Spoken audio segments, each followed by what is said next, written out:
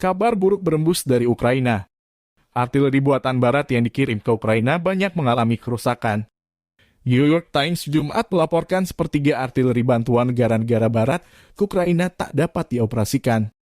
Kabar ini menjadi perhatian serius Departemen Pertahanan Amerika Serikat. New York Times melaporkan pada hari Jumat mengutip sebuah sumber.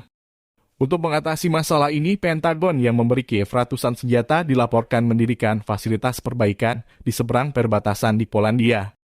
Menurut pejabat AS dan orang lain yang akrab dengan kebutuhan pertahanan Ukraina yang diwawancarai oleh media tersebut, sepertiga dari 350 howitzer yang dikirim Barat ke Ukraina tidak berfungsi pada waktu tertentu.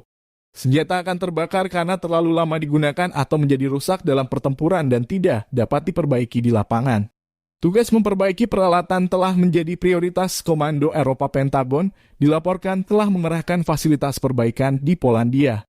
Upaya perbaikan dimulai dalam beberapa bulan terakhir. Konflik Rusia-Ukraina memasuki bulan ke-9. Belum ada tanda-tanda berdamai,